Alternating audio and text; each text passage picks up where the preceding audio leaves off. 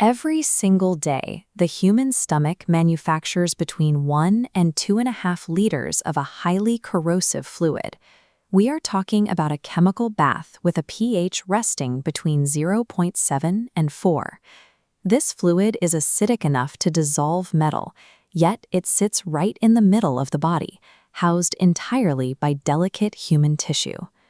Maintaining this gradient requires a specialized cellular barrier and a precise sequence of triggers to prevent the organ from essentially digesting its own walls.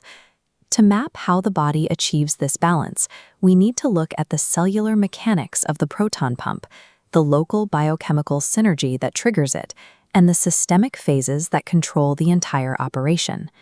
When these regulatory mechanisms fail, the resulting acid burns directly into the mucosa, leading to clinical presentations like peptic ulcer disease or the extreme hypersecretion seen in Zollinger-Ellison syndrome. Managing these pathologies depends on manipulating the specific pathways that regulate this corrosive output. The core manufacturing unit of this entire acid factory is the parietal cell, located deep within the gastric glands. Inside this cell, production begins with basic metabolic exhaust. Water and carbon dioxide combine. Carbonic anhydrase acts as the catalyst, hydrating them to form carbonic acid, which immediately dissociates into a hydrogen ion, a proton, and a bicarbonate ion. That proton now needs to get into the stomach lumen. This requires massive energy because the cell is pushing it against a steep concentration gradient. The active HK-ATPase pump consumes ATP, pushes that proton out, and pulls a potassium ion back in, constantly recycling that potassium to keep the engine running. This specific mechanism, the HK-ATPase pump, is the final common pathway for all gastric acid secretion in the human body. That the bicarbonate ion left behind cannot stay inside the cell. It exits the rear of the cell through the basolateral membrane into the bloodstream, exchanging places with a chloride ion that comes inside. Because a massive wave of bicarbonate enters the blood every time you digest a heavy meal, it temporarily raises the pH of systemic blood and urine. Clinically, this is known as the postprandial alkaline tide.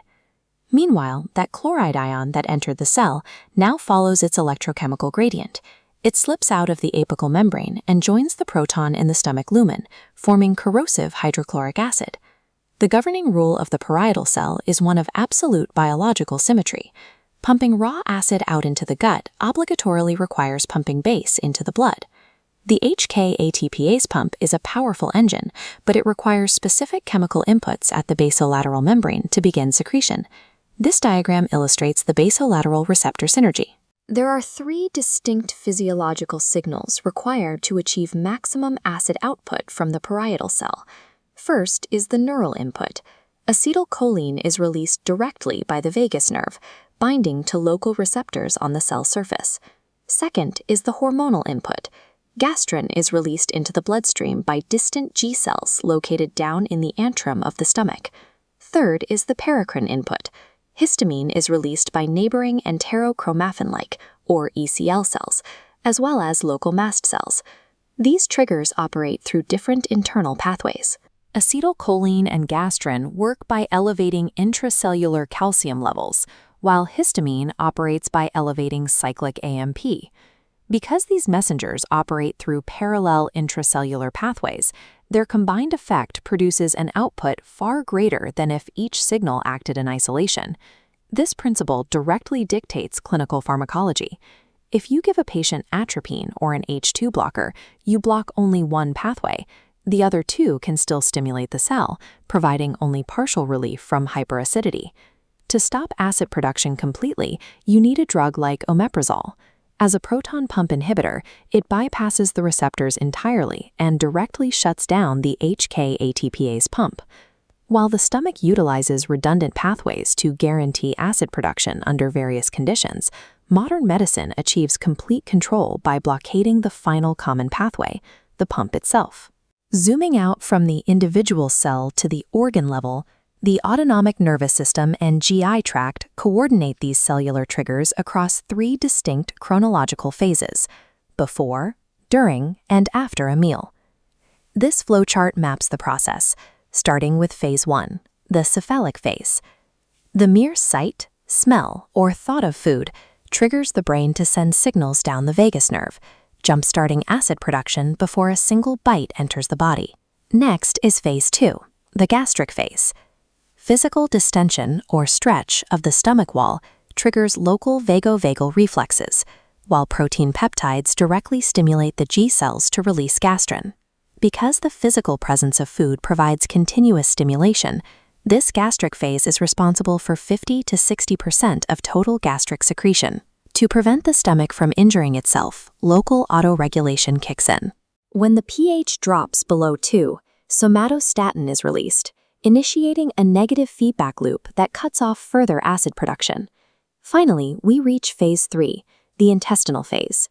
This flowchart details what happens as acidic chyme enters the duodenum. Here, the regulatory priority flips from maximal secretion to aggressive inhibition. The duodenum relies on dual inhibitory mechanisms, the neural enterogastric reflex and the release of enterogastra like secretin and GIP.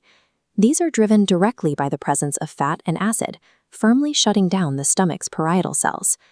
The gastric algorithm depends on these feedback-driven chemical breaks to protect the fragile duodenal mucosa. Anticipation primes the pump during the cephalic phase, food volume maximizes output via receptor synergy during the gastric phase, and downstream chemical sensors trigger the brakes in the intestinal phase. Despite this massive systemic complexity, every nerve impulse, peptide, and hormone converges on one microscopic structure, the HK-ATPase pump. Manipulating this physiological algorithm is how clinicians heal devastating mucosal ulcers. Neutralizing the acidic environment gives damaged tissue the opportunity to regenerate its protective layer. Effective clinical practice treats the GI tract as a dynamic, deeply interconnected biochemical circuit. The arrival of that highly acidic chyme in the duodenum marks the end of gastric digestion and serves as the exact chemical trigger required to awaken the exocrine pancreas.